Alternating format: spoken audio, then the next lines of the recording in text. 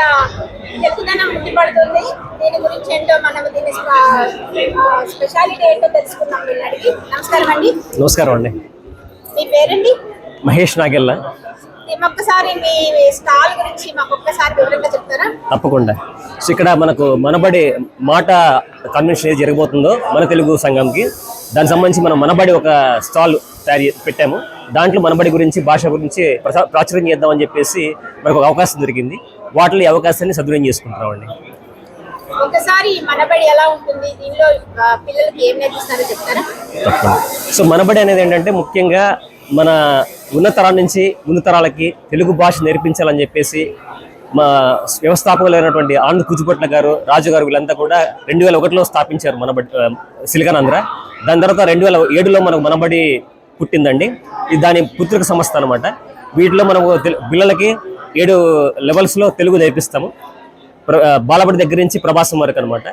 వీటిలో ప్రావీణ్యతను తెలుసుకుంటూ ప్రతి పిల్లల వాళ్ళకు కూడా భాషా సేవ భావితరాల సేవ అనుకుంటూ వాటిని ఒక తరం నుంచి ముందు తరం తీసుకెళ్లాలని చెప్పేసి ఒక ధ్యేయం పెట్టుకున్నాము. ఆ ధ్యేయం ద్వారా పలు రాష్ట్రాలలో మనబడి స్కూల్స్ ఓపెన్ చేసామండి. వాటిలో న్యూజెర్సీలో కూడా మనకు 8 కేంద్రాలు ఉన్నాయి. దాంట్లో ఈరోజు మనం ఏంటంటే ఇక్కడ ఎడిసన్ కేంద్రం దగ్గరగా మనకు మాట సంస్థ వాళ్ళు ఇచ్చినందువల్ల ఇక్కడ మనం ముందు తీసుకెళ్తూ ఉన్నాము. దీంట్లో మనబడికి ఏదైతే మనం సేవ చేస్తున్నామో ఈరోజు చాలామంది ఇచ్చేసారు మన స్టాల్కి కూడా. ప్రముఖ విద్యార్థులకు కూడా మనకు దీని గురించి ఎక్స్ప్లెయిన్ చేయడం జరిగింది. ఇది ఇలాగే ముందు తీసుకెళ్ళాలని చెప్పేసి మనబడి.